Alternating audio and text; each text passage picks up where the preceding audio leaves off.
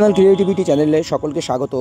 এই যে 2000 সিট এখনও বাকি রয়েছে 11,756, এই সিট 20-22 ডিএলএড এনওএস বা আনঅ্যাবজর্ব কারা পাবে সেই নিয়ে ডিসকাস করব। আর এনওএস ডিএলএড অর্ডার কপি ইতিমধ্যে আপলোড হয়ে গেছে। তো আপনারা জানেন যে তাদের কোয়ালিফিকেশন চেক করে বা তাদের ভ্যালিড কিনা সেইগুলো চেক করে তাদের নিয়োগ দিতে হবে 3 মাসের মধ্যে, এমনটাই খবর রয়েছে। কিন্তু তাদের কিভাবে চেক হবে না চেক হবে বিস্তারিত আমাদের সামনে আসবে, পরিষ্কার হয়ে যাবে। এখনও 20-22 মামলার অর্ডার কপি এখন আপলোড হয়নি। আমি যখন ভিডিও করছি তখন আপলোড হয়নি।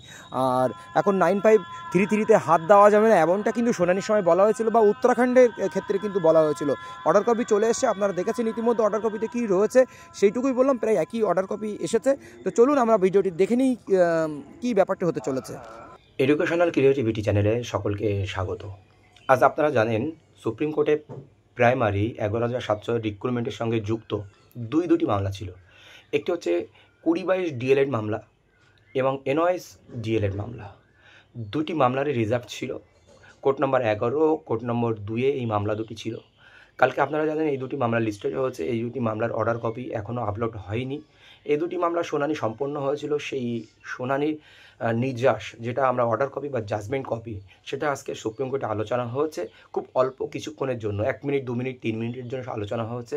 কিন্তু সুপ্রিম কোর্টে আলোচনার সাপেক্ষে কী উঠে এসেছে, আর পশ্চাদের স্ট্যান্ড কী, আর পশ্চাৎ কী করতে চলেছে, সেই সম্পর্কিত তথ্য আপনাদের সঙ্গে আমি তুলে ধরবো ছোট্ট একটি ভিডিওর মধ্য দিয়ে। তারপরে অর্ডার কপি আসলে বা অন্য তথ্য বা যত প্রোগ্রেস হবে সময়ের সঙ্গে সঙ্গে বা আমরা যে আপডেট আমাদের কাছে আসবে সেই আপডেট কিন্তু আপনাদের সামনে তুলে ধরা হবে।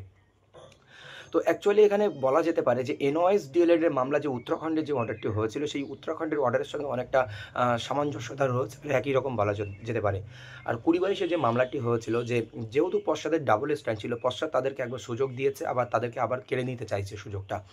তো দুই পক্ষেরই এনওএস ডিএলএড এবং 20-22 সবারই ইন্টারভিউ কমপ্লিট ছিল। তখন এনওএস 20-22 ডিএলএডকে এখন বাদ দিতে চাইছে। তো এই দুটো জায়গায় দাঁড়িয়ে কিন্তু কোর্ট নাম্বার 11 আজ কিন্তু এনওএস 20-22 ডিএলএডের পক্ষেই গিয়েছে। তো এখন কি হবে? এখানে 3টে পক্ষ রয়েছে এখনও রিক্রুটমেন্টের জন্য ওয়েট করছে। এক হচ্ছে আনঅবজার্ভড, যারা অশোষিত, যাদেরকে এখনও রিক্রুটমেন্টের জন্য যুক্ত করা হয়নি। আর রয়েছে 20-22 ডিএলএড এবং এনওএস ডিএলএড রয়েছে। তো আনঅবজার্ভরা ওয়েট করছে, যদি 20-22 বাদ যায় বা এনওএস ডিএলএড বাদ যায়, তাহলে ওরা পুরোটা পেয়ে যাবে, এমন একটি ব্যাপার। এদিকে আমরা 20-22-এর ক্ষেত্রে বলবো যে ছোট্ট একটি ব্যাপার দাঁড়িয়েছে যে এসএলপি যারা করেছে বা আয় করে যারা সুপ্রিম কোর্টে যুক্ত হয়েছে, তাদের এমন একটি সুযোগ দেওয়ার মতো একটি কথা কিন্তু আসছে, যেটা সুপ্রিম কোর্টে একটু হলেও আলোচনা হয়েছে, অস্পষ্ট হয়ে বোঝা গেছে। তো এখন এক প্রকার 20-22 জিতে গেছে। এদিকে এনওএস ডিএলএডও বৈধ। তো এনওএস ডিএলএড বৈধ, কিন্তু তাদের সমস্ত ডকুমেন্টসকে আবার কিন্তু ভেরিফিকেশান করতে হবে, রিভেরিফিকেশান করতে হবে। তারা এনওএস ডিএলএডটা কতটুকু যথাযোগ্য, তারা সেই সময়ে যে সমস্ত গভর্নমেন্ট রান স্কুল থেকে, যেগুলো ডিআই অ্যাপ্রুভ স্কুল থেকে তারা ডিএলএড কমপ্লিট করেছে কিনা, তারা সেই সময়ে নির্দিষ্ট যে টাইম বা ডেডলাইন আছে তার আগে তারা ইন সার্ভিসে ছিল কিনা, বা স্কুল অ্যাপ্রুভ কিনা, স্কুলের সঠিক তথ্য রয়েছে কিনা, সেই উপর ভিত্তি করে এনওএস ডিএলএড কমপ্লিট করেছে কিনা, সেই সমস্ত তথ্য দেখার পরে, যাচাই করার পরে, তারা যদি এলিজেবল হয় তাদেরকে আবার রিক্রুটমেন্টের সুযোগ দেওয়া হবে বা মেরিটে আনা হবে, এমনটাই ব্যাপার, এমনটাই নির্যাস আসবে বা এমনটাই খবর আসে। সময়ের সঙ্গে সঙ্গে আরও বিস্তারিত সব খবর আসবে। 20-22-এর ক্ষেত্রে যে সমস্ত ক্যান্ডিডেটরা রয়েছে আর আনঅবজার্ভ যে সমস্ত ক্যান্ডিডেটরা ওয়েট করছে, এই 3টে ধরনের ক্যান্ডিডেটরা একত্রিত করে 11,756 থেকে 9533 বাদ দিলে যে শূন্যপাত পড়ে রয়েছে, সম্ভবত এই 3টে শূন্যপাতের মধ্যে প্রতিযোগিতা হবে। কিন্তু এখানে একটা প্রশ্ন হলো, যদি 20-22-এর জন্য যে সিটগুলো রাখা হয়েছিল, যদি শুধুমাত্র 20-22-এর জন্য রাখা হয়, তাহলে 20-22 বাদ গেলে কিন্তু আর একটা সমস্যা তৈরি হতে পারে।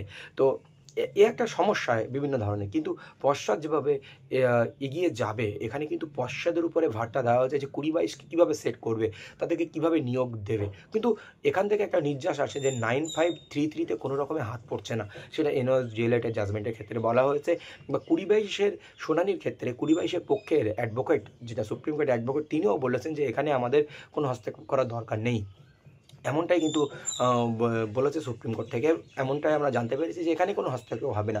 20-22 ক্যান্ডিডেট যারা রয়েছে, আনঅবজার্ভ যারা রয়েছে এবং এনওএসডিএল এর যারা যোগ্য বলে প্রমাণিত হবে তাদের সবাইকে নিয়ে একটি প্যানেল তৈরি হবে বলা যেতে পারে, এমনটা একটি ব্যাপার। সেরকম নিউজটা কিন্তু হয়েছে চারিদিকে। এখন যে 2200 সামথিং সিট পড়ে আছে, এই সিটে প্রাথমিক নিয়োগ হবে এমনটা হেডলাইন আবার একটি আসতে চলেছে 2-1 দিনের মধ্যে। আমাদের সুপ্রিম কোর্টের এই দুটি অর্ডার যদি আপলোড হয়ে যায় আমরা পুরো ক্লিয়ার হয়ে যাব।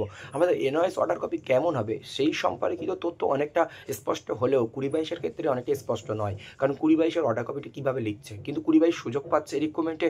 20-22 থেকে কিছু ছেলে মেয়ে চাকরি পাবে সেটা আমরা নিশ্চিত হয়ে গেছি, কিন্তু কিভাবে পাবে, তাদের সুযোগটা কী হবে, শুধু তাদের সুযোগ দেওয়া হবে না তিনটেকে একসঙ্গে? কিন্তু পশ্চাদের উপরে যেহেতু এটা ছেড়ে দেওয়া হয়েছে, কিন্তু আমাদের এই মুহূর্তে আমরা যে খবরটা নিয়েছি ঊর্ধ্বতন কর্তৃপক্ষ বা যেখান থেকে হোক একটু খবর পেয়েছি, সেখানে আনারজা প্লাস 20-22 প্লাস এনওএসডিএল যারা রয়েছে তাদেরকে একত্রিত করে একটি নতুন একটি প্যানেল প্রকাশিত হবে, বা এমনটাই হতে পারে, বা মেধার ভিত্তিতে এই কথাটি কিন্তু সুপ্রিম কোর্ট বারবার উল্লেখ করে দিয়েছে।